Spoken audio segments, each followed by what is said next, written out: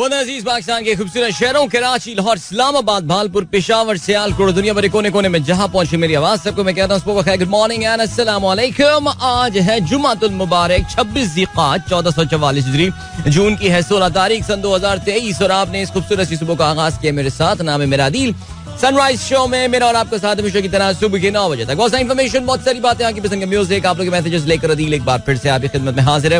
उम्मीद करता हूँ सब खैरियत से होंगे, सुबह का आगाज अच्छा हुआ होगा और आप लोगों का वीक भी अच्छा गुजरा होगा। This of course is the last show of the week. It's a beautiful Friday morning here in Karachi. It's cloudy here, dark clouds around, लेकिन बिपुरजॉय जो है वो भी जमीन से अब साहिलों से टकरा गया है। गुजरात हुआ, केटी बंदर हुआ, तबाही तो मच रही है, लेकिन जहां तक कराची में बारिश का ताल्लुक है तो वो बारिश नहीं हुई। The promised rain did not arrive even yesterday. हल्की फुल्की कुछ जगहों पे बूंदाबांदी जरूर हुई, लेकिन no, it wasn't the sort of rain जिसकी जो है वो तैयारी की गई है। बहरहाल प्रोग्राम में अगर आपको पार्टिसिपेट करना है तो फिर आप मुझे ट्वीट कर सकते हैं with the hashtag sunrise with Adeel. और अभी आपको हम लिए चलते हैं एक कमर्शियल ब्रेक की जानिब। नजम सिराज की आवाज में आपने ये खूबसूरत सा गाना सुना, आओ वहां चलें और उसके बाद एक break and will catch you right after this. Don't go anywhere and keep listening. एक बार फिर से आपको खुशामदीद कहते हैं। This is the sunrise show with me Adeel. Good morning दोस्तों ने प्रोग्राम अभी ट्यून इन किया है। 7:18 हो चुके हैं। सनराइज विद अदील ये है आपका शॉर्ट, ये आपका हैशटैग जिस पे आप मुझे ट्विटर पे मैसेजेस भी कर रहे हैं। और तहसीन अमजद साहब ने आज का पहला मैसेज भेजा, कहते हैं what is federal excise duty.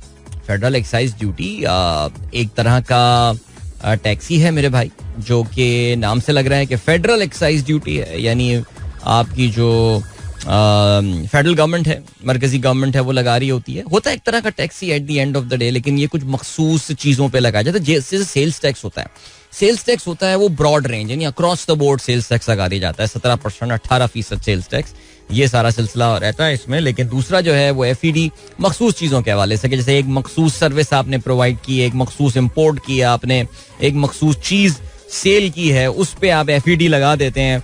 आप जो है वो फर्ज करें सॉफ्ट ड्रिंक्स के ऊपर एफईडी लगा देते हैं, लेकिन आप अगर सेल्स टैक्स जो है वो जनरली मोर और लेस यूनिफॉर्म होता है, एक जैसा होता है काफ़ी सारी चीज़ों के ऊपर। सो इसके पीछे बड़ी लॉजिक भी होती है, और लॉजिक ये होती है कि हुकूमत जो एक बड़ा टैक्स क्रिएट जो कलेक्ट करती है, जो कि हो सकता है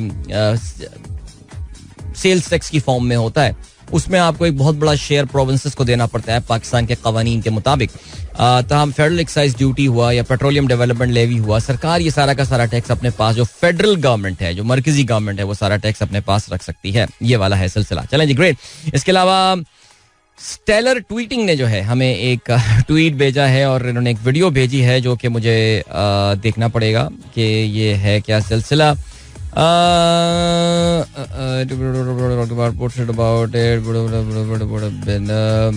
डिफरेंट स्टोरी, बिल्कुल बड़ा bet half the man watching this video had never heard of June as men's health.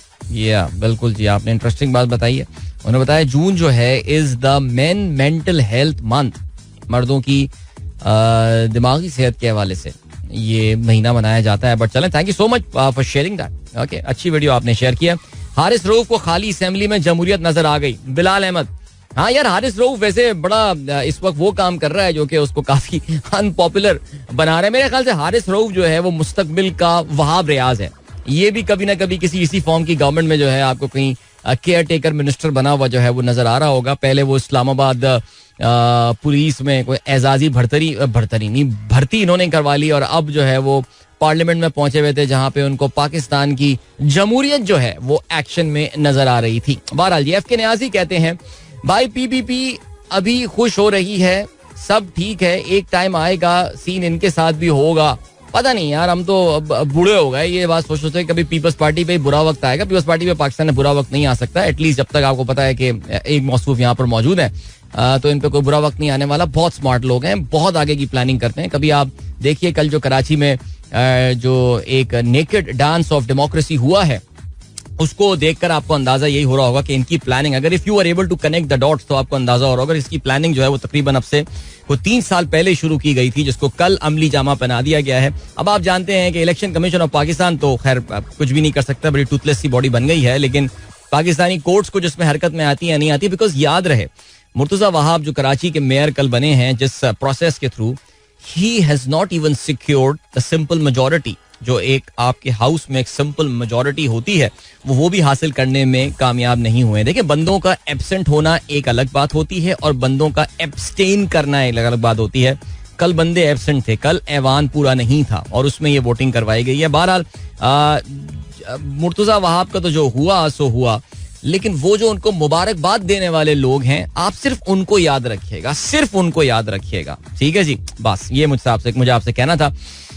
Thank you so much भाई, बहुत शुक्रिया. डीजे सुमेर साहब सबको गुड मॉर्निंग कहते हैं और जुमा मुबारक कहते हैं. That is great. Bilal Ahmed ji बिल्कुल कहते हैं, first time since 1984 the top 3 batters in the ICC test ranking are from the same team and well no doubt about that they are from Australia.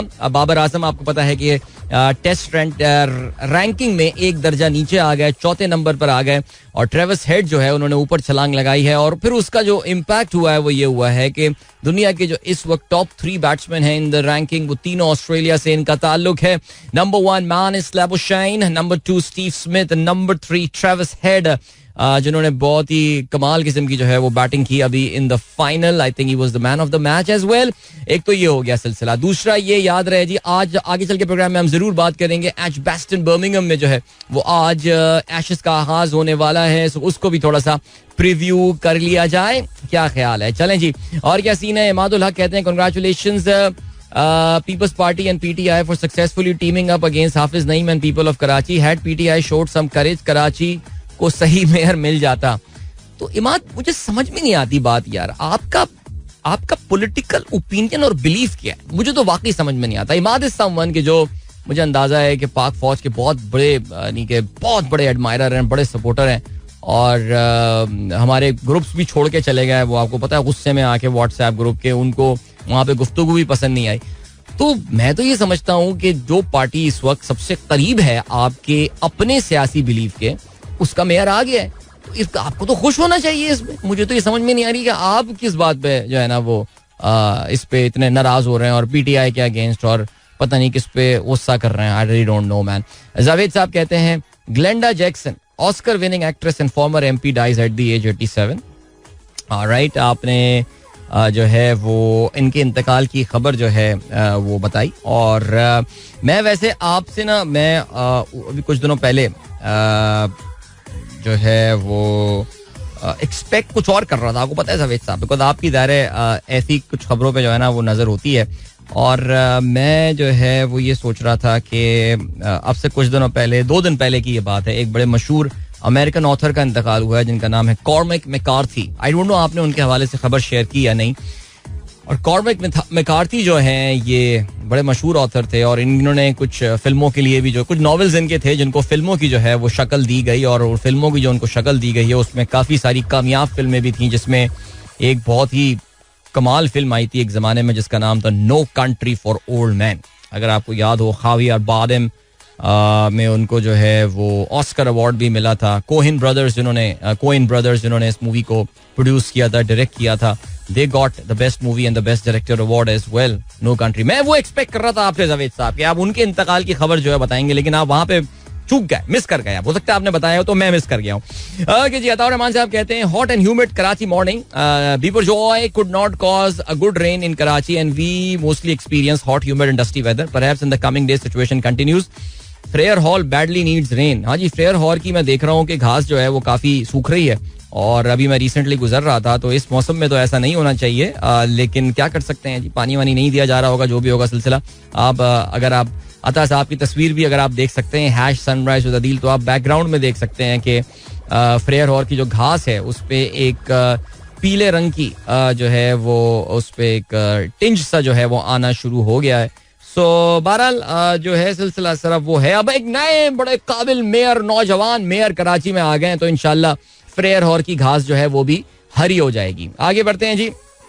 Ataur Rahman साहब ने एक ट्वीट शेयर किया है PTI official का, और उसमें महातीर मोहम्मद का बानी पीटीआई के लिए खुसूसी पैगाम, और कहा है उन्होंने कि इंशाल्लाह आप कामयाब होंगे. चलें जी, ठीक है. इन दोनों लीडरान के दरमियान काफ़ी अच्छी केमिस्ट्री थी. अगर आपको याद हो, इमरान खान साहब जब मलेशिया गए थे तो फिर ना सिर्फ महातीर बल्कि जो महातीर मोहम्मद साहब की बेगम साहिबा थी, वो इमरान खान से आप देख रहे थे कि कितनी खुश हो रही थी मिल के. काफ़ी सीनियर हैं Mahathir Mohamad, is in his 90s, would you believe, माशाल्लाह यार. But even for someone in his 90s, मैंने आपको एक बार बताया था ना, इनसे इनकी हेल्थ का सीक्रेट पूछा गया था कि आपकी ये हेल्थ का सीक्रेट, तो उन्होंने खाने, अपने जो खाने की उनकी हैबिट्स थी, उन्होंने इसको उसके साथ जो है ना वो लिंक किया था.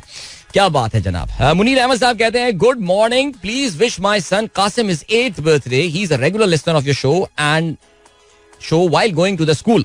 मुनीर अहमद साहब के साहबजादे कासिम को सालगिरह की बहुत बहुत मुबारकबाद. अभी तो मेरे ख्याल से कासिम की बर्थडे चल रही होगी, लेकिन हमारे यूट्यूब में जाहिर है वो इनको बर्थडे मेरी दिखा सकते हैं, सुनवा सकते हैं. So Qasim, happy birthday young man, wishing you all the very best.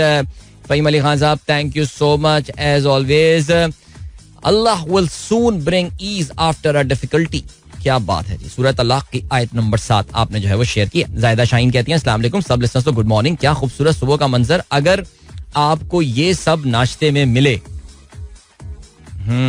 काफी सारी मुख्तलिफ और मुतफर्रिक, ये नाश्ते वाले खाने तो नहीं है, कम से कम तो चिकन जिंजर और पता नहीं क्या क्या मुझे नजर आ रहा है. जायदा साहिबा, ये नाश्ते वाला सीन नहीं है. चाइनीज भी है खाना इसमें.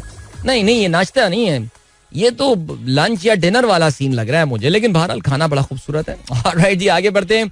और क्या सीन है. पीर ज़हीर साहब जो है वो कहते हैं जुमा मुबारक. आई एम मिसिंग पानी का बुलबुला on Friday, listening to the show with Asif sahab and गुल मुस्तफा. चलें जी, ग्रेट. इसके अलावा भाई पानी का बुलबुला तो पीर साहब आपको जरा इंतजार करना पड़ेगा, लेकिन पीर साहब की भाई फिल्म जो है वो जिसका नाम है अंदारे राज, जो कि एक बलोची मूवी है लेकिन it is been dubbed in Urdu as well, वो रिलीज हो गई है, जिसमें पीर साहब ने जो है वो नेगेटिव रोल अदा किया है, लेकिन फिल्म का मैसेज बहुत अच्छा है.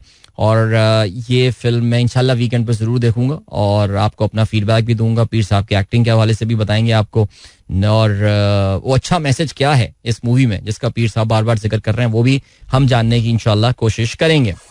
और मैं बाकी हमारे जो सनराइजर्स हैं उनको भी यही दरख्वास्त करूंगा कि जरूर पीर साहब की ये फिल्म देखिए और उनको अपने फीडबैक से आप जो है वो मुत्तला करें.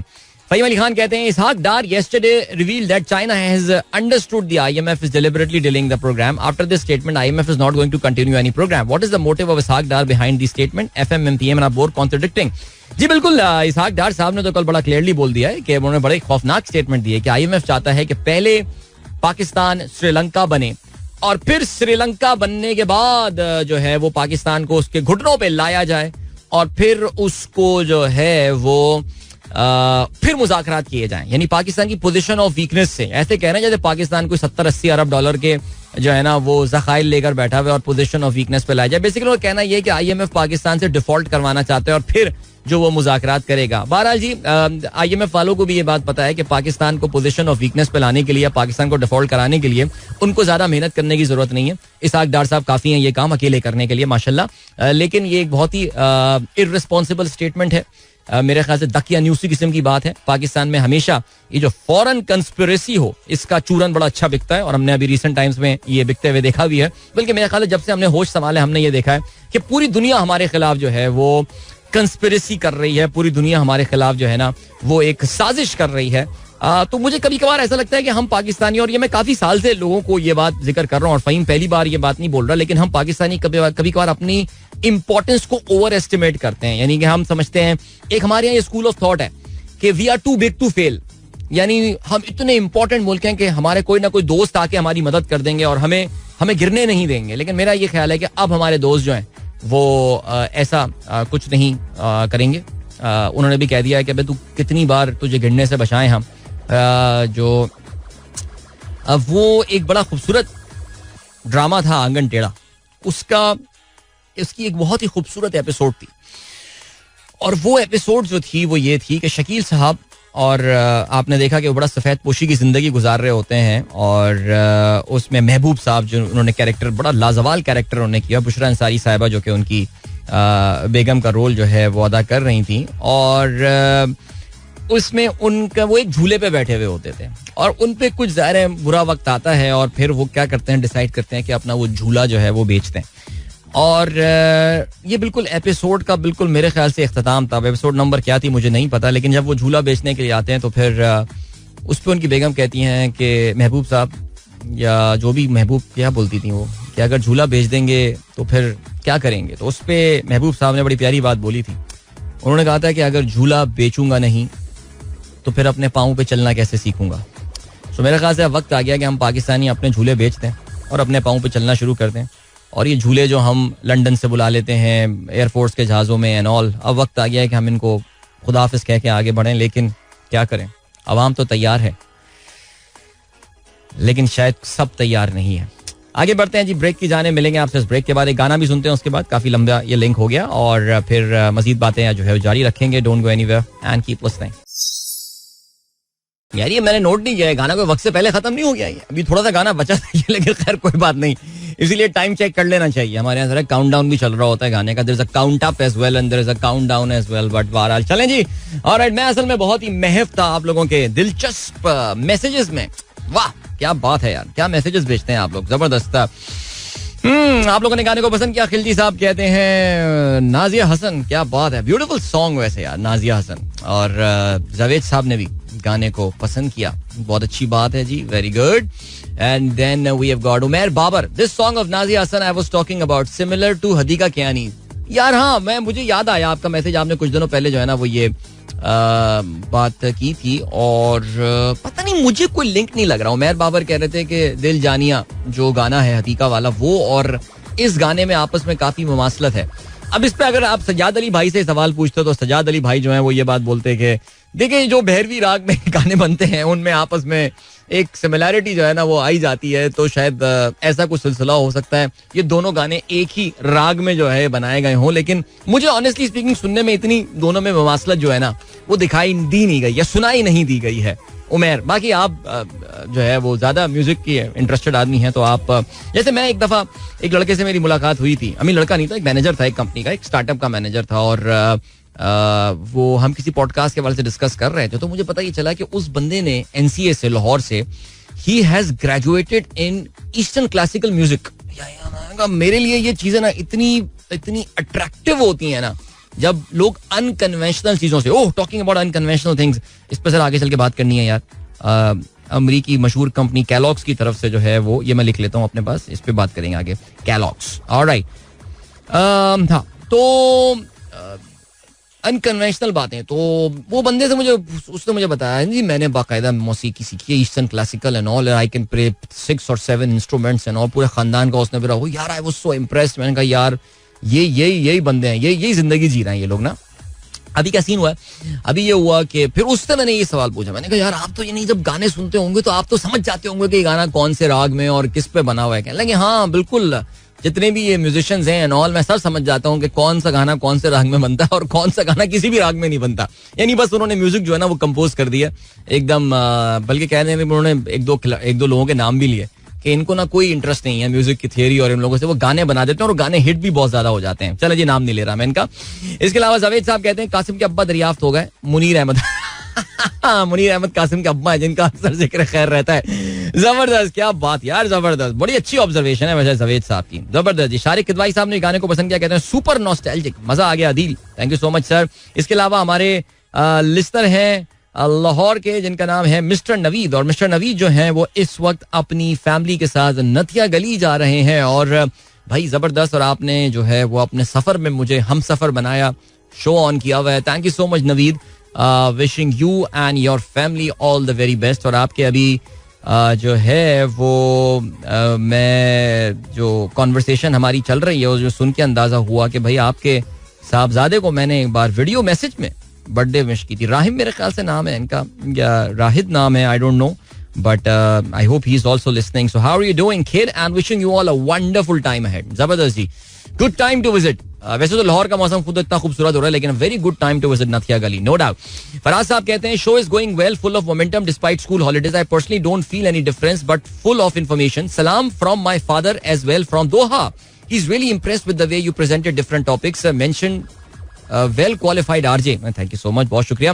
वालिद साहब को मेरी तरफ से बहुत बहुत सलाम, और बहुत अच्छी बात है जी आपने उनको जो है वो इस वक्त दोहा बुलाया हुआ है और आपको अल्लाह ताला ने उनकी खिदमत का जो है वो मौका दिया है, तो घूमें फिरें, एंजॉय करें. और वालिद साहब से मेरी भी दरख्वास्त है कि इस नाचीज को भी अपनी दुआओं में जो है वो याद रखिए. मुबीन कहते हैं अस्सलाम वालेकुम, awesome weather here in cantt with light drizzle. ये लाहौर कैंट की बात कर रहे हैं, नॉट कराची कैंट. एंजॉय करें भाई. डॉक्टर शैला अस्सलाम वालेकुम. Umme Aman, how are you doing? Waqqas Wasif साहब कहते हैं name of the cyclone Biparjoy is recommended by Bangladesh. In Bangla Biparjoy means disaster. The naming was done as per the decree issued by World Meteorological Organization. Naming of the cyclone is done by the members of the country on the rotational basis. अच्छा, इस पे हम काफी तफसील से एक बार जिस वक्त ये बिपरजॉय का नाम पहली बार सामने आया था उस वक्त हम जो है वो इसको डिस्कस कर चुके हैं. सो या ठीक है जी. ऐसे मंसूर साहब एब्स्ट्रैक्ट आर्टिस्ट हैं. कहते हैं my modern architectural landscape of Taj Mahal. जबरदस्त सर. ताजमहल का एक एब्स्ट्रैक्ट आर्ट फॉर्म जो है वो आपने शेयर की हुई है, तो भाई बहुत आला. ये मैंने इसको रीट्वीट भी कर दिया, आप में अगर कोई इंटरेस्टेड हो ये जानने के लिए. पीर जहीर साहब कहते हैं federal excise law is legislated duty on specific goods and services at purchase such as tobacco, cement, automobile and liquefied natural gas. Excise duties are international duties imposed within a government infrastructure rather than international. अच्छा, ये आपका message cut गया जहां से आपने copy paste किया है. Bharat Zubaria after a very long time, क्या बात है. कहते हैं listening to your show today I came to know that how to use the hashtag for the participation in the show. Congratulations Zubaria, and so good to hear from you. I hope everything is good at your end. I hope सारा, इनकी भी साहबजादी का नाम जो है वो सारा है, तो I hope सारा is also doing well as well. चलने जी. महनाज, भाई महनाज के बारे में जरा आपको बताते हैं हम. महनाज नवीद हमारी बड़ी रेगुलर लिसनर हैं और कल इनका मेरे पास एक बड़ा डिस्ट्रेस किस्म का जो है वो मैसेज आया और she has become the victim of a scam. एक ऑनलाइन स्कैम की विक्टिम बन गई. हुआ कुछ ये कि इनके कोई अजीज हैं जो कि सियालकोट में रहते हैं और इनके शायद बिजनेस एसोसिएट वगैरह भी गालबन हैं, तो वो हज करने सऊदी अरब गए हुए हैं और उनके व्हाट्सएप मैसेंजर से महनाज को जो है मैसेज आया और अलैक और खैरियत पूछने के बाद जो है वो उन्होंने बताया कि यार मैं तो सऊदी अरब में हूँ. यानी जो इवेंचुअली आप समझ रहे होंगे कि वो उस व्हाट्सएप मैसेंजर के थ्रू, अब ये सुन लें, आप लोग भी सुने, याद, दिस वेरी क्रिटिकल. उस व्हाट्सएप मैसेंजर के थ्रू वो जो स्कैमर था, यानी eventually it's a scam that took place through this WhatsApp messenger. So उस बंदे ने जो है वो किया क्या कि उसने उनको बताया कि यार जाहिर है क्योंकि वो अकाउंट उन साहब का था जो कि महनाज के बिजनेस एसोसिएट थे, तो Mahnaz thought that she is talking with that gentleman who is performing, who is gone for हज to Saudi Arabia right now. तो उन्होंने उनसे बातचीत की और अलग सलेक के बाद उन्होंने एक दरख्वास्त की कि जी फलाना बंदा जो है उसकी वालदा हॉस्पिटल में एडमिटेड है, मैं अभी सऊदी अरब में हूँ, I don't have the access to my fund, तो आप जो है जरा वो फंड्स ट्रांसफर कर दें. तो महनाज क्योंकि उनको जानती थी अच्छी तरह, उन्होंने ये भी बताया, उस स्कैमर ने महनाज को सऊदी अरेबिया का एक नंबर भी दिया जस्ट टू वो एक कहते हैं ना एक सॉर्ट ऑफ एक वो लेवल करने के लिए कि यार मैं अपना नंबर यहाँ से एक्सेस नहीं कर पा रहा हूँ, पाकिस्तान का जो नंबर है, तो you can use this Saudi number of mine. तो एक सॉर्ट ऑफ एक कंफर्ट देने के लिए कि he is actually in Saudi Arabia. So बहरहाल महनाज जो है जाहिर है उन्होंने I think any good person would do, और वो यही है कि उन्होंने वो पैसे ट्रांसफर कर दिए. और फिर इत्तेफाक से महनाज ने जो है वो उन साहब को रब्ता किया उनसे दोबारा, और जब उनसे बात हुई तो फिर उनको अंदाज़ा ये हुआ कि महनाज ने तो किसी और से बात करके बैठी हुई और वो उनका नंबर जो है वो यूज़ कर रहा है. और फिर उन साहब ने ये बताया कि you are not the first one कि जिसके साथ ये स्कैम हुआ है. वो बंदा एक दिन में उन साहब के वो जो बिजनेसमैन जो कि हज करने गए हुए थे उनके जानने वालों से 17 लाख रुपए जो है वो बटोर चुका है from the friends and family members. So guys be very careful. जब तक ये इस तरह कोई पैसे मांग रहा हो या कोई कुछ भी कर रहा हो उसको ये बताएं कि देखो भाई तू मेरी जान है तू जो भी है. नहीं महनाज आप उनको मत बोलिएगा, लेकिन आप कोई अगर दोस्त आपको मैसेज करता है हज करने गया और बोलता है कि यार ये पैसे इसको भिजवा दो, तो आप बोले कि मेरी जान है तू, लेकिन तू एक काम कर, मुझे जरा फोन कर दे सऊदी अरब से, तेरी कॉल के पैसे भी मैं, जो सऊदी नंबर से कॉल, और बड़े अच्छे पैकेजेस हज के होते हैं इंटरनेशनल कॉल्स वगैरह के, जो जिन मुल्कों से ज्यादा लोग आते हैं ना, India, Pakistan, Bangladesh, Indonesia, attractive call रहे हैं, आधा रियाल 1 रियाल में आप बात कर लें, तो आप उनको जो है बोले भाई तू कॉल कर वहां से, मुझे जरा तू कॉल में बता, बिकॉज जरा आजकल इंटरनेट पे ट्रस्ट करना थोड़ा मुश्किल होगा. जब तक कॉल से आपकी उनसे बनफ से नफीस खुद बात ना हो जाए, do not carry out that transfer. ठीक है जी. चलें जी, Mahnaz Naveed, my sympathies with you my friend. अल्लाह ताला आपको सब्र जमील अता फरमाए. और सोचें यार, आपके तो 2 लाख रुपए गए हैं. मुझे शायद आपने बताया था किसी ने 10 लाख रुपए भी ट्रांसफर किए हैं. या अल्लाह. हसन शेख कहते हैं इफ चूटी जो है, it was the same size as us, it would be twice as fast as a Lamborghini. Khalid Anwar कहते हैं अस्सलाम वालेकुम, सुबह बखैर, thank you so much. Faheem बहुत शुक्रिया.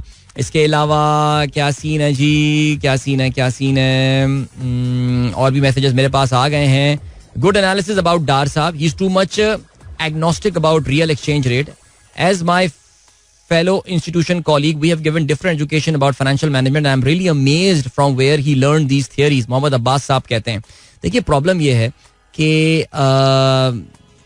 जो इसहाक डार साहब हैं, मसला वो नहीं है. उनको लाने वाले लोग किस तरह उनकी बातें मान लेते हैं, किस तरह उनके जादुई थ्योरी और फिलॉसफीज में रंग जाते हैं, ये हैं वो लोग. कोई कभी ये आदिल शाज़ेब किस्म के जो जर्नलिस्ट टाइप हैं, एंकर्स हैं, इनसे पूछे जो उन लोगों ने ट्वीट्स किए थे. नसीम जहरा साहिबा से पूछें जिस तरह के ट्वीट्स उन्होंने किए थे. और पता नहीं कौन कौन लोग थे कि डार आ गया, अब देखना क्या होगा, डार आ गया है, भागो सुंडियां भागो, इसहाक डार आया. बहरहाल उन लोगों को जरा पकड़ें. सर पाकिस्तानी फिल्म इंडस्ट्री इतनी वीक क्यों है? पाकिस्तानी फिल्म, इस पर बड़ी तफसीली बात हो सकती है मेरे भाई, लेकिन ये जरा वक्त कम है इसके लिए, क्योंकि मुझे बढ़ना है अभी एक ब्रेक की जानिब. मिलेंगे आपसे इस ब्रेक के बाद. Don't go anywhere and keep listening. Alright, Ataur Rahman साहब कहते हैं, I myself also became a victim of a scam and lost 50,000 few months back. In spite of close links in army, we could not do anything. वैसे वाकई seriously यार, army से close link होते हुए भी आपके साथ स्कैम हो गया सर. मेरे ख्याल से स्कैम करने वालों को पता नहीं था कि आपके क्लोज लिंक से आर्मी के साथ, वरना वो ऐसा कभी भी नहीं करते. क्या ख्याल है सर? कलीम जाफरी साहब अस्सलाम वालेकुम सर, गुड मॉर्निंग, जुमा मुबारक सबको. आपको भी जो उबैद हसन साहब कहते हैं, is Pakistan going to default in July without IMF bail out? नहीं, मेरे ख्याल से हम जुलाई तो निकाल लेंगे. देखिए बहुत कुछ डिपेंड जो करता है पाकिस्तान के लिए, वो आपको समझने की बात है, वो डिपेंड करता है आपके करंट अकाउंट की पोजीशन के ऊपर. तो ये समझाने की कोशिश करते हैं आपको बाद में. Today 16 June, any change in petrol price? मेरे ख्याल से पेट्रोल प्राइस में कोई तब्दीली नहीं की गई है, अगर मैं गलती पर ना हूं तो पेट्रोल प्राइस में कोई तब्दीली नहीं की गई है. बराए मेहरबानी मुझे कंफर्म कर दीजिए, वरना तो इतना शोर शराबा और इतना धमाका हुआ होता. उम्मीद सहर जाग गई और अवामी फलाह बहबूद का सफर जारी रहेगा और पता नहीं क्या क्या होगा. रात को 12 बजे इसहाक डार साहब आके टीवी पे बता रहे होते. अवैस शेख कहते हैं, सलाम to you and all the listeners listening to the show during gym. Hope to see you soon in Karachi. Welcome to Karachi sir and looking forward to your visit. और आइए, बिल्कुल तशरीफ लाइए, एंजॉय करें कराची में. इंशाल्लाह मौका मिला तो आपसे मुलाकात भी जरूर करते हैं. फहीम अली खान कहते हैं, भाई ब्रिलियंट सॉन्ग, मजा अचीव यू. क्या बात है. इसके अलावा just making my tweet dance although I'm a regular morning listener from Lahore. My tweet dance. अच्छा ट्वीट, ओ यार बंदा, यार अहमद वकार अख्तर साहब, बंदा क्रिएटिव लग रहा है मुझे. बेसिकली अटेंडेंस को ये लाए हैं ट्वीट डांस नहीं, tweet dance. Wow, brilliant. Actually not a bad idea कि अटेंडेंस की जगह ट्वीट डांस, यानी जो लोग अपनी ट्विटर के थ्रू अटेंडेंस लगा रहे हैं. जबरदस्त. No change in petrol, Farhan Raza कहते हैं, hard luck man. Bahria town वाले सबसे ज्यादा इसको महसूस करते होंगे, या अल्लाह 5 रुपए कम करा दे, 10 रुपए कम करा दे. बिकॉज जो बहरिया टाउन में लोग रहते हैं, कब्जा कॉलोनी वाली जो पार्टी है, आपको पता है कि उनका जो है वो खर्चा इतना होता है ट्रैवल का. उनकी सबसे बड़ा मेरे ख्याल से जो महीने का खर्चा होता है वो सब पेट्रोल का होता है. तो अगर 5 रुपए या 10 रुपए भी कम हो जाए तो फिर उनके लिए दैट्स लॉट ऑफ मनी. या महीने पे अगर आप उसको एक्सट्रापोलेट करें, so we talking about thousands and thousands of rupees, right. चलें जी आगे बढ़ते हैं. और क्या है जी सिलसिला, आज के अखबार में शामिल अहम खबरों पर नजर डालते हैं. इसहाक डार साहब की कंस्पिरेसी थियरीज अगेंस्ट IMF जो है वो इस वक्त 4 अखबार जो मेरे सामने, उसमें 3 में उनकी लीड है. डॉन का लिखना है, Dar blames geopolitics for stalled IMF लोन. जंग का लिखना है, हमारे दिवालिये के लिए आलमी सियासत. मुखालिफ बैरूनी कुव्वतें चाहती हैं पाकिस्तान श्रीलंका बन जाए, फिर IMF के साथ मुज़ाकरात करे. दुनिया का ये लिखना है, IMF चाहता है पाकिस्तान श्रीलंका बने, फिर मुज़ाकरात करें. और राइट, इसके अलावा एक्सप्रेस कहते हैं, मुर्तज़ा वहाब मेयर कराची मुंतखब, हाफिज नईमुर रहमान हार गए. पीपल्स पार्टी ने पहली मर्तबा कराची की मेयर डिप्टी मेयरशिप हासिल कर ली. तहरीक इंसाफ के 32 और TPL का एक कारकुन गैर हाजिर रहा. आप ये भी जानते हैं कि उनको वोट नहीं देने दिया गया, वो लोग बाहर खड़े रहे, उनको अंदर आने नहीं दिया गया. और जो भी हुआ सो बहरहाल हुआ. कल काफी तसादुम भी हुआ है पीपल्स पार्टी और जमात इस्लामी के हामियों में. पीपल्स पार्टी के हामियों को ज़ाहिर है लोकल अथॉरिटीज की भरपूर सपोर्ट हासिल थी और एक दूसरे पर पथराव किया गया. गाड़ियों के शीशे जो हैं वो भी तोड़ दिए गए. बहरहाल जी अभी हाफिज साहब, देखिए अक्सर लोग मुझसे बोला करते थे यार जमात इस्लामी का अगर मेयर आ भी गया तो फिर इससे फर्क क्या पड़ने वाला है. मैंने कहा एक फर्क पड़ेगा यार, कम से कम MQM की तरह वो खामोशी से बैठेंगे नहीं, शोर बहुत किया करेंगे.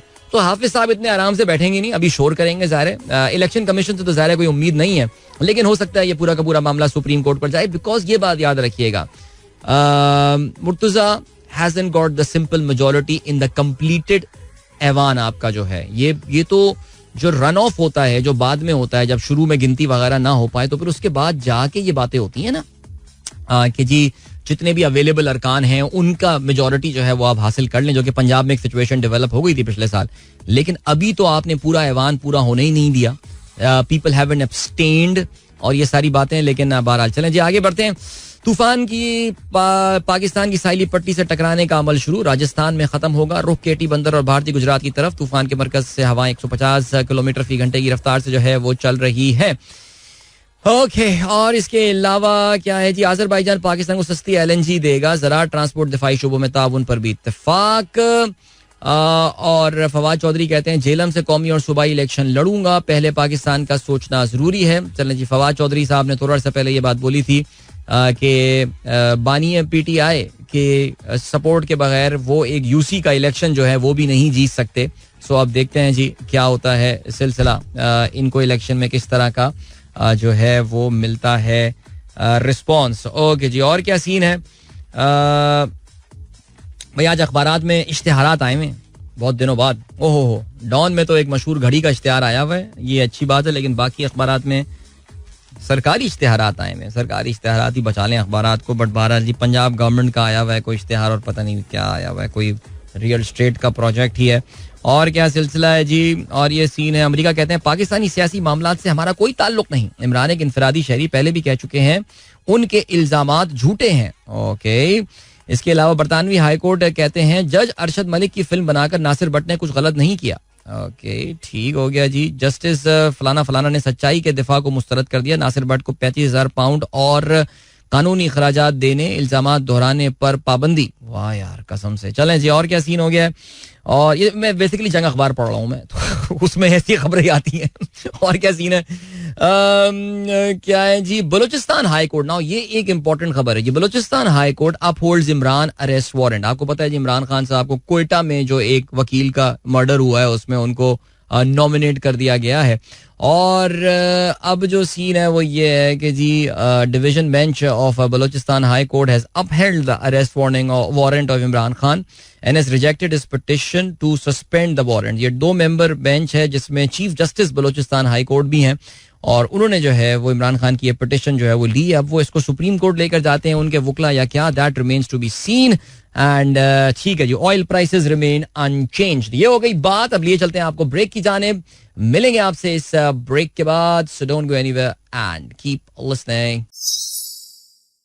Alright guys, welcome back. एक बार फिर से आपको खुशामदीद कहते हैं. This is Sunrise Show with me Adeel. सुबह के 8:06 हो चुके हैं और खेलों के हवाले से बात करते हैं. चलें भाई, फाइनली एशियन क्रिकेट काउंसिल की जानिब से अनाउंसमेंट आ ही गई. और अनाउंसमेंट जो आई है वो आई है कि एशिया कप जो है वो हाइब्रिड मॉडल के साथ खेला जाएगा. और ये वो हाइब्रिड मॉडल है जो कि पाकिस्तान ने प्रपोज किया था. बिकॉज आपको उसका बैकग्राउंड भी पता है. इंडिया ने यहाँ आके खेलने से इनकार कर दिया था. पाकिस्तान क्रिकेट बोर्ड ने कहा ऐसा तो नहीं होगा. इंडिया ने कहा कि हम अपने एक आतंकवादी एक आतंकवादी देश में क्रिकेट खेलने नहीं जा सकते. तो आतंकवादी विदेश से बाकी हर जगह खेल लेंगे, सब कोई मसला नहीं है. फुटबॉल टीम भी चली जाएगी, हॉकी टीम भी चलेगी. क्रिकेट टीम जो है ना वो उनके यहाँ में आके, अभी इंडिया की फुटबॉल टीम आई हुई थी, इंडिया की पता नहीं और भी कोई 2-3 टीमें यहाँ पर आई हुई थी, लेकिन क्रिकेट की टीम उनको नहीं भेजनी यहाँ पे. लेकिन बहरहाल अच्छा जी, अभी पाकिस्तान अब क्या वो हाइब्रिड मॉडल अप्रूव तो हो गया. लेकिन औचस पे नजम सेठी साहब ने प्रेस कॉन्फ्रेंस भी कर दी. लेकिन जब मैंने ये देखा कि ये जो जिस तरह के मैचेस पाकिस्तान को मिले, मैं अगर नजम सेठी होता तो मैं तो शर्म के मारे कल अपने घर से भी नहीं निकलता यार, सीरियसली स्पीकिंग. मुझे नहीं पता, मुझे ऑनेस्टली समझ में नहीं आ रहा है ये इन्होंने सेलिब्रेशन किस चीज़ की कर रहे हैं. ये लाइक हुआ क्या है कि जिसपे जो है ना वो इतनी जिसे कहते हैं कि इस पे इतनी खुशी का इजहार जो है वो किया जा रहा है. लेकिन अच्छा, पाकिस्तान को जो पता नहीं आप लोगों ने देखा या नहीं देखा यार इसका शेड्यूल जो हुआ है, और उसमें पाकिस्तान का अपना सिर्फ एक मैच जो है वो पाकिस्तान एक्चुअली खेल रहा होगा इन पाकिस्तान, और बाकी हमें ना ऐसे ही बिल्कुल जैसे कहना चाहिए कि क्या बताऊं यार. मैं एक मैचेस की लिस्ट आपको जो है ना वो मैं आपको बताता हूं कि पाकिस्तान में जो पाकिस्तान के मैचेस होने की जो बातें हो रही हैं. एक सेकंड भैया, एक सेकंड. मुझे ऑनेस्टली नहीं पता कि इसमें इतनी लाइक हमारी वो क्या है, हमारी कामयाबी जो है ना वो क्या है इसमें. सो हाँ, पाकिस्तान का मुकाबला नेपाल के साथ, तालियां. और श्रीलंका का मुकाबला बांग्लादेश के साथ, बांग्लादेश का मुकाबला अफगानिस्तान के साथ, और अफगानिस्तान का मुकाबला श्रीलंका के साथ. ये वो मैचेस हैं जो कि पाकिस्तान में होने वाले हैं. बाकी ये पहले 4 मैचेस होने के बाद ये टीमें जो हैं सारी की सारी चली जाएंगी श्रीलंका, जहां पे इस टूर्नामेंट के बाकी मानदा 9 मैचेस जो है वो होंगे. ये इवेंट जो है ये 31 तारीख से 17 सितंबर तक शेड्यूल किया गया है. फॉर्मेट के मुताबिक 3 पाक भारत हाई वोल्टेज मुकाबलों का इम्कान. शरीक टीमों को 2 ग्रुप्स में तकसीम कर दिया गया है. ओके जी. नजम सेठी साहब कहते हैं जय शाह की कोशिशों से एशियन क्रिकेट काउंसिल मजबूत बनेगी. ओके. शायकीन भारतीय टीम को मुल्क में खेलता देखकर खुश होते हैं, मगर बीसीसीआई की पोजीशन का अंदाजा है. हाय अल्लाह, बहुत बहुत जुल्म हो रहा है, बहुत अन्याय हो रहा है, अत्याचार हो रहा है बीसीसीआई के ऊपर सेठी साहब. लेकिन खैर चलें जी. ओके. अच्छा, सीन क्या हो रहा है भाई? सीन ये मैं बताता चलूं कि जो 3 पाकिस्तान हाई वोल्टेज मुकाबलों की बात की जा रही है, इसमें ज़ाहिर है एक तो ग्रुप स्टेज का मैचेस होगा, and then there is going to be a super 4 matches, and I don't know, it has been assumed that Pakistan and India will be playing in the final there. So yeah, it's going to be fun. और जो भी है tournament तो चलें अच्छा होगा, और उम्मीद यही करते हैं कि जल्दी इस टूर्नामेंट का जो बाकायदा शेड्यूल है इसका भी ऐलान कर दिया जाएगा. और या इट वुड बी फन. कुछ लोग जो हैं वो जाके, जो बहुत अमीर लोग होंगे वो जाके वहाँ मैच देख भी सकते हैं, पाकिस्तान और इंडिया के बहुत सारे मैचेस. तो बहरहाल जी, हाइब्रिड मॉडल जो है ये डन हो गया है और गेम ऑन हो गई है. चलें जी. और इसके अलावा क्या है, और ये सिलसिला है कि हाँ बिल्कुल, अब हम बात करते हैं, let us talk about the ashes. Ashes का आगाज जो है वो आज से होने वाला है, और एजबैस्टन बर्मिंघम में ऑस्ट्रेलिया और इंग्लैंड की ये टीमें जो हैं दोनों वो आमने सामने आ रही हैं. और अब well, I think as the cliche goes, दुनिया क्रिकेट की जो इस वक्त जो टॉप राइवलरीज मानी जाती हैं, इंग्लैंड और ऑस्ट्रेलिया एक ट्रेडिशनल राइवलरी है. एशेस की एक बड़ी जबरदस्त हिस्ट्री है. जिस तरह क्राउड भी ये मैचेस देखने आ रहा होगा, ज़ाहिर है फ्राइडे से इस टेस्ट मैच का आगाज हो रहा है एंड फिर वीकेंड आएगा. जिस तरह क्राउड भी अभी recently crowned world test champion Australia की टीम, उनका एक बहुत जबरदस्त ये मुकाबला जो है वो नेचुरली होगा with a very very aggressive English side.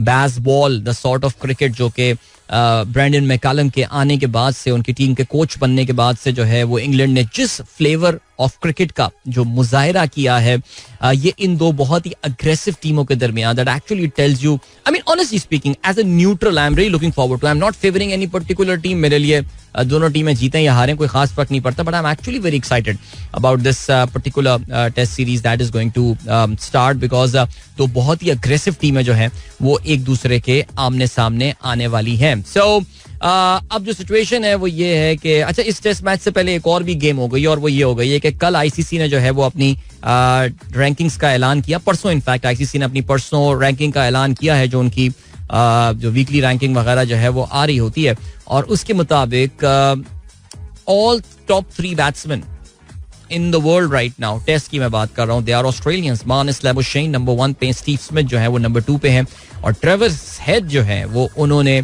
जबरदस्त जंप लगाई है. स्टीव स्मिथ ने भी एक दर्जे जंप लगाई है. ट्रेविस हेड जो है वो 3 दर्जे जंप लगाकर जो है वो ऊपर आ गए हैं. केन विलियमसन नंबर 3 पर है head by the way. Kane Williamson जो है वो नंबर 4 पर है. बाबर आजम 1 दर्जे नीचे आके नंबर 5 पर हो गए हैं. टॉप 10 बैट्समैन में इंग्लैंड के मुझे सिर्फ एक बैट्समैन नजर आ रहे हैं, विच इज जो रूट, जो कि इस वक्त नंबर 6 पर मौजूद है. लेकिन ज़ाहिर कंडीशंस ऐसी होनी है कि जो कि इनको फेवर करने वाली हैं.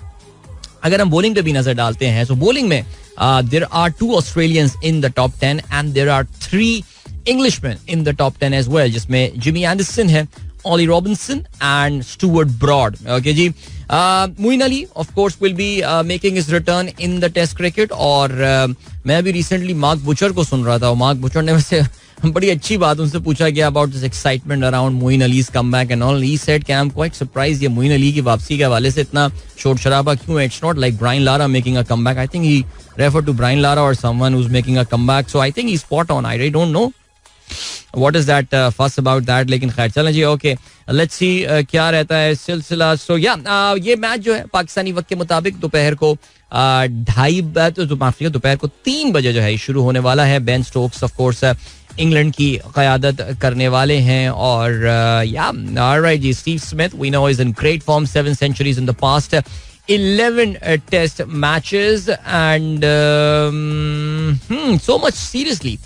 So much to look forward to in this series. और ये भी याद रहे that this is the beginning of the new round of the ICC World Test Championship. ये उसके एक नए राउंड का जो है उसके, क्योंकि पहले अब पिछला वाला तो फाइनल हो गया है, अब उसके ये नए उसका राउंड का जो है ये आगाज हो रहा है, जिसमें what a series to kick this entire thing off. So yeah, good luck. Okay ji.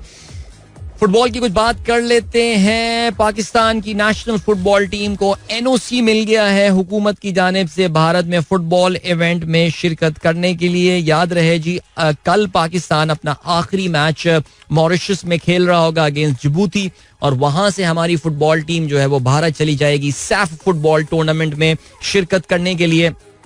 We do not have a lot of time before we prepare for the SAF football championship, जहाँ पे ज़ाहिर south Asian टीमों के साथ साथ Kuwait की team जो है वो भी शिरकत कर रही होगी. और पाकिस्तान इसके ग्रुप ए में, इनफैक्ट जहाँ पे पाकिस्तान, इंडिया, कुवैत और नेपाल की टीमें जो है वो हमारे साथ होंगी. और पाकिस्तान का जो अगला मैच है वो बुध को 21 जून को अगेंस्ट इंडिया होने वाला है इन दिस सैफ चैंपियनशिप.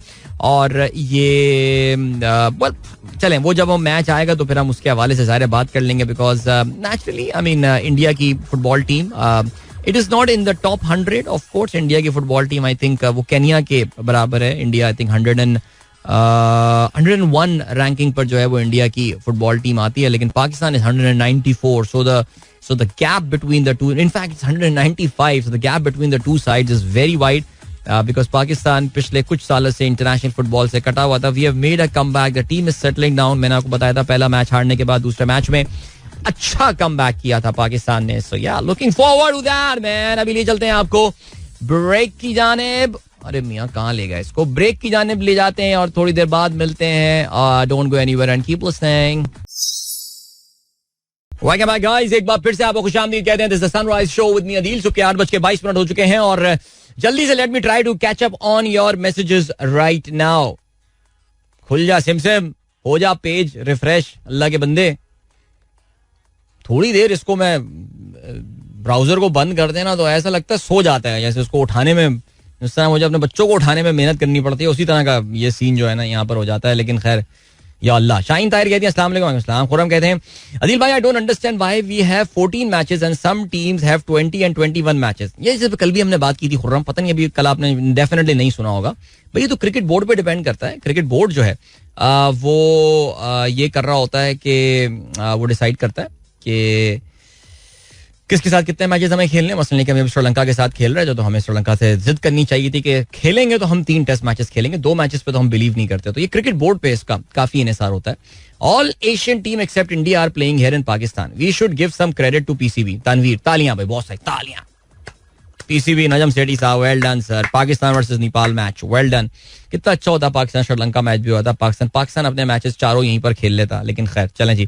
भाई आपकी ऑनलाइन रेडियो अटक गया है, प्लीज इंस्टा पर जल्दी आ जाएं. अच्छा, कि जी जिब्रान कहते हैं जुमा मुबारक. वाह वाह वाह. ऑस्ट्रेलिया में इनके पास जिब्रान ऑस्ट्रेलिया में हमारा प्रोग्राम सुनते हैं और इनके पास वक्त शान मसाले की बिरयानी मसाला पैक वहाँ पे लिए हुए ये खड़े हुए हैं, क्योंकि आपको पता है आज कौमी जो है वो यौम बिरयानी होता है.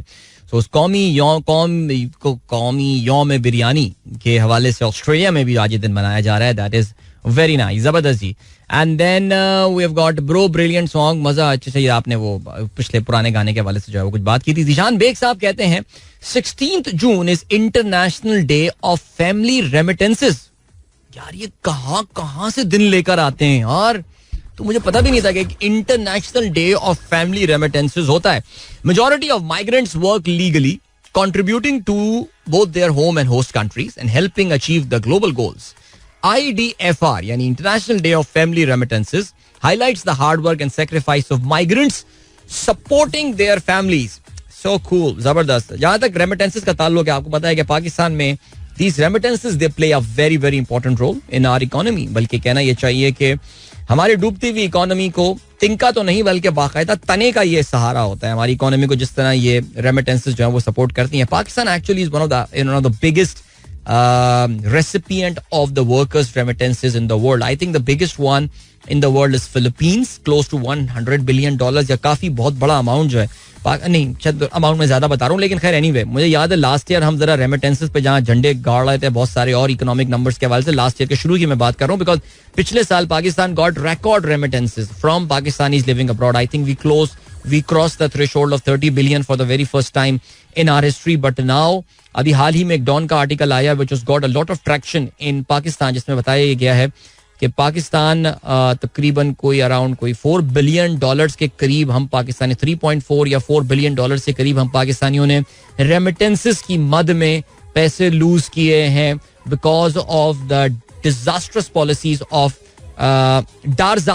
Policies of Ishaq Dar. अब मैं डिजास्टर नहीं बोलता, डार्जास्ट्रस बोलता हूं.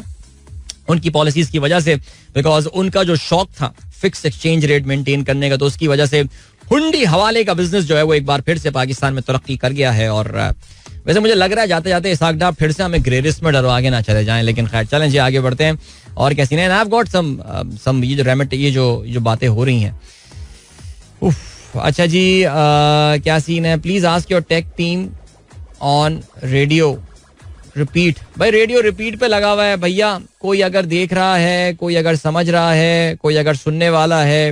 इस्लामाबाद में ट्रांसमिशन क्वालिटी भी खराब है, यहाँ पे रेपिटेशन भी चल रही है. करें तो फिर क्या करें, समझ में नहीं आ रहा सिलसिला. बट बहरहाल चलें जी. 8:26 हो चुके हैं और जो है वो प्रोग्राम में आगे चल के हम जरा 2-3 टॉपिक्स के ऊपर और मजीद बात अभी करेंगे, जिसमें आई थिंक मैंने उस वक्त भी जिक्र किया था हमें कैलॉग्स का जिक्र करना है. एक वेरी इंपॉर्टेंट कैलॉग्स का जो ब्रिटिश विंग है, they have made a very interesting announcement yesterday और उस पे हम जरा थोड़ी सी बात करेंगे. This is regarding the shift from the university degrees, यानी यूनिवर्सिटी डिग्रियों को they have started looking beyond the university degrees. तो इसके हवाले से हम जरूर बात करेंगे. इसके अलावा यार मैं आज सुबह एक बात पढ़ा था, अच्छा मुझे नहीं पता कि डोनाल्ड ट्रंप के बारे में ना अमेरिकन मीडिया थोड़ा सा जरा नेगेटिव और गलत रिपोर्टिंग भी कर रहा होता है. लेकिन याद है मैं जब परसों डोनाल्ड ट्रंप के बारे में बात कर रहा था तो मैंने आप लोगों को बताया था कि डोनाल्ड ट्रंप जो है वो अपनी, जब उनका अदालत में वो पेश हुए थे परसों मायामी में, तो एयरपोर्ट जाते हुए, बिकॉज उनको फिर न्यू जर्सी पहुंचना था अपनी कैंपेन रैली के लिए, तो वो एयरपोर्ट जाते हुए रास्ते में एक रेस्टोरेंट में रुक गए थे. और जब वो रेस्टोरेंट में वहां पे चले गए तो फिर उन्होंने जो भी लोग रेस्टोरेंट में बैठे हुए थे उनके बारे में उन्होंने ऐलान किया कि ये जितने भी लोग यहाँ पे बैठे हुए इन सब का जो खाना ऑर्डर हुआ हुआ है ये मेरी तरफ से. कहते ये कि डोनाल्ड ट्रंप साहब तो चले गए, nobody has paid the bill yet. अभी तक वो 2 दिन हो गए और अभी तक वो जो बिल पे होना था वो अभी तक किसी ने बिल पे किया नहीं है. तो डोनाल्ड ट्रंप साहब तो चले गए, वरना उनसे वो मुझे वो अंदाज अपना का वो सीन याद आ गया कि आज का खाना और क्या ड्रिंक हमारी तरफ से. Remember that scene? या बहरहाल तो डोनाल्ड ट्रंप साहब नहीं थे, वरना प्लेटे साफ करवा लेते उनसे अमर की तरह. लेकिन nevertheless I read this, I don't know how true that news is. I mean again this is just the, जैसे कहते हैं कि दिस इज जस्ट सोर्सेस के थ्रू ये खबरें आई हैं, इसलिए इसमें जो है ना वो ज़्यादा बातें कोई कंफर्म करना जो है वो ज़रूरी नहीं है, but let's see what happens about that. Alright,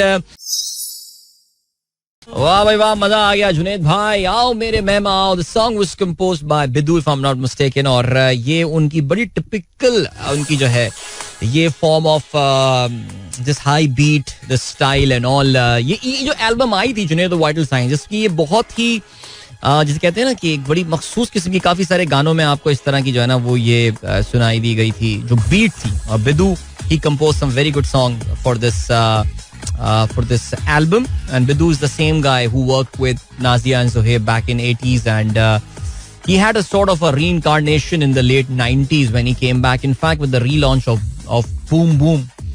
और very talented guy, British based Indian. और चलें जी, great.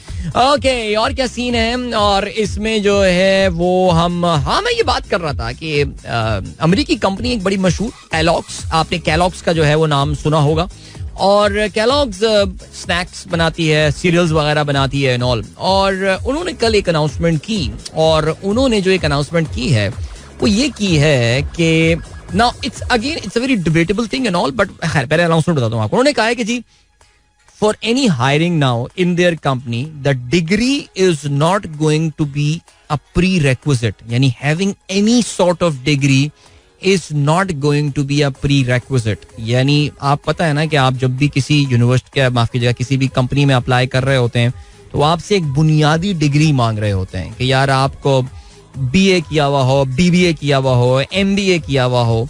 बाज़ जगहों पे आपको पता है कि आउटराइटली तो ये बातें कर दी जाती हैं, लेकिन अंदर खाने उनके कुछ सीक्रेट फिल्टर्स लगे हुए होते हैं जिसमें वो कुछ मखसूस यूनिवर्सिटीज़ के रेज्यूमेस जो हैं वो इस फिल्टर से निकल जाते हैं, और बाकी यूनिवर्सिटियों के जो एमबीएज और बीबीएज होते हैं वो उस रेजिडुअल में रह जाते हैं, उस फिल्टर पेपर में, जिसको उठा के वो ट्रैश कर देते हैं.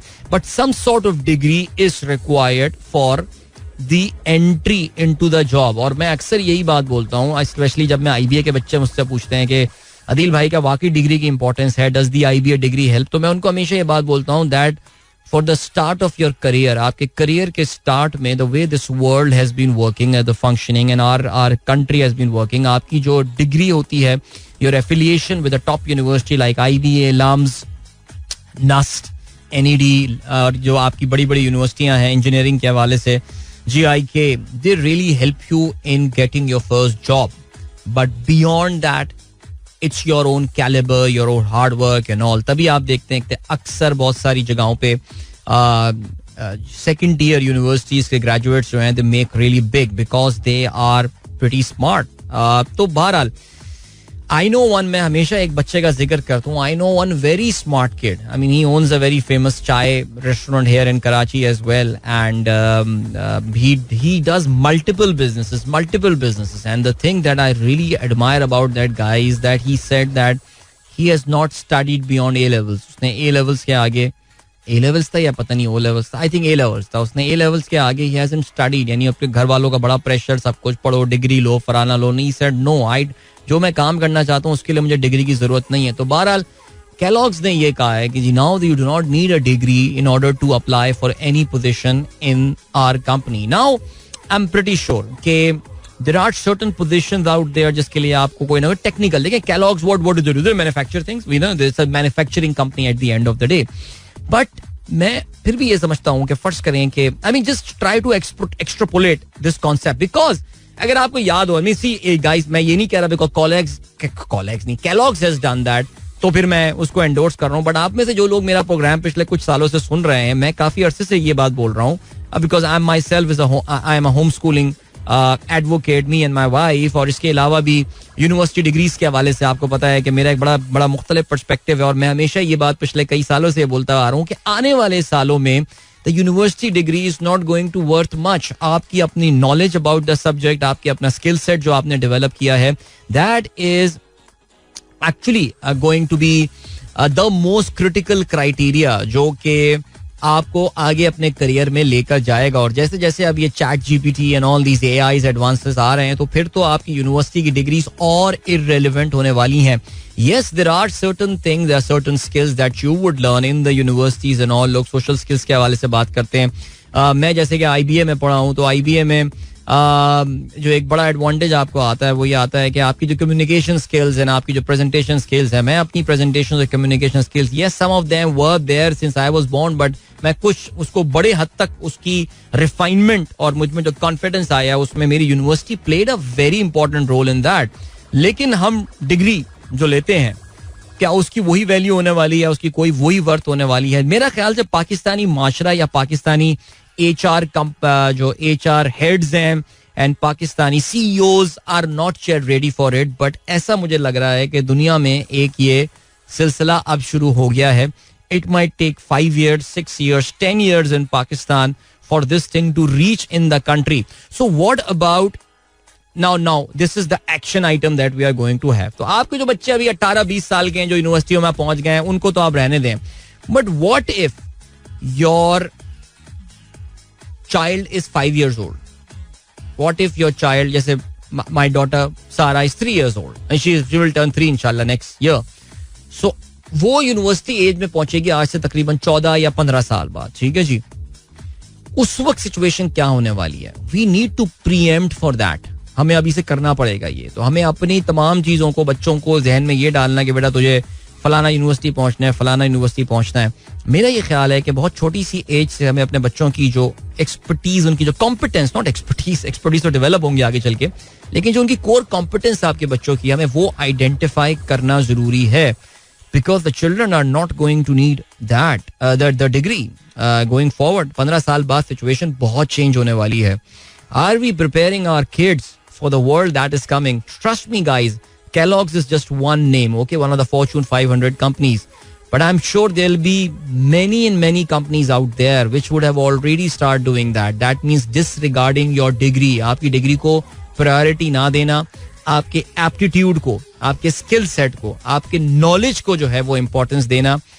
Let's see how do we cater for that in Pakistan. That would be very interesting. Let's see. चलें जी, अभी आपको हम लिए चलते हैं break. I'm just leaving you with a food for thought. इसके अलावा मुझे और कोई कहना नहीं है. There are no concluding remarks or anything because it's a work in progress. All right. But जब मैंने आज सुबह ये बात सुनी, it was like the music to my ears and I was so happy यार कि some big Fortune 500 companies, big brand names in the world are thinking on those lines. They are looking at the world beyond the university degrees. Very cool. लिए चलते हैं आपको break की जाने. मिलेंगे आपसे इस ब्रेक के बाद. Don't go anywhere and keep listening. Welcome back guys, एक बार फिर से आपको खुशामदीद कहते हैं. This is the Sunrise Show with me Adil and good morning. ये दोस्तों ने प्रोग्राम अभी ट्यून इन किया है. सुबह के 8:54 जो है वो हो चुके हैं और अभी सिचुएशन है क्या? सिचुएशन ये है कि जी हाँ बिल्कुल नासिर साहब, थैंक यू सो मच. आपने वो आर्टिकल मेरे साथ शेयर किया जिसके बारे में हम बात कर रहे थे. भाई स्टेट बैंक के हवाले से 2 बातें कर लेते हैं. एक तो 2 बातें आगे 2 बातें तो एक तो है कि जी डॉन का एक आर्टिकल आया है जिसमें स्टेट बैंक के नंबर को उन्होंने कोट किया. पाकिस्तान में रेमिटेंसेस की जो है मिट्टी पलीद हुई है क्योंकि अच्छा इसका बैकग्राउंड क्या है? तो थोड़ी देर पहले हमारे दोस्त डॉक्टर जीशान बेग, जिनकी दुनिया के हर दिन पे, हर जो इंपॉर्टेंट ओकेजन और स्पेशल डे होता है उस पे उनकी जो है वो नजर होती है, उसमें उन्होंने बताया कि आज international day of family remittances है. नाउ पाकिस्तान की इकोनॉमी के लिए रेमिटेंसेस बड़ी इंपॉर्टेंट है और इसमें कोई शक नहीं है कि पाकिस्तान की इकोनॉमी से अगर आप रेमिटेंसेस का जो है वो फैक्टर हटा दें तो पाकिस्तान की इकोनॉमी एकदम धड़ाम से जो है ना वो नीचे गिर जाएगी. ठीक है, इतनी क्रिटिकल पाकिस्तान के लिए जो रेमिटेंसेस हैं. बिकॉज जाहिर है बहुत बड़ी तादाद में पाकिस्तानी जो है वो बाहर रहते हैं और अपने मुल्कों में जो है वो पैसे वापस भेज रहे होते हैं. अगर आपको याद हो तो पिछले 1 साल में हमने जो है वो ये भी काम किया है कि हमने बड़े जो है ना वो वर्ल्ड रिकॉर्ड नहीं, अपने लोकल रिकॉर्ड हमने जो है वो रेमिटेंसेस के तोड़े हैं. खान साहब की दौर का जो आखिरी टाइम था उसमें पाकिस्तान ने अपनी तारीख के जो है वो बुलंद तरीन रेमिटेंसेस का नंबर जो है वो हमने उसको रिकॉर्ड किया है, जो कि एक बड़ी जबरदस्त इनकी जो है वो कामयाबी थी. 12 I think we cross $30 billion या पता नहीं कितने for the very first time. However, the number is now going down. In fact, Dawn ने एक आर्टिकल लिखा है और उस आर्टिकल के मुताबिक उन्होंने बताया है कि Pakistan has lost close to $3.7 billion in the remittances का नंबर. और ये जो रेमिटेंसेस के नंबर में जो है वो हमने जो 3.7 बिलियन डॉलर्स डाले हैं उसकी खैर anyway I think anybody can quantify that number in their way, लेकिन we know what is the mother of all the problem. The mother of all the problem is the finance minister of Pakistan. I mean he is the father of all the problem, not he can't be the mother.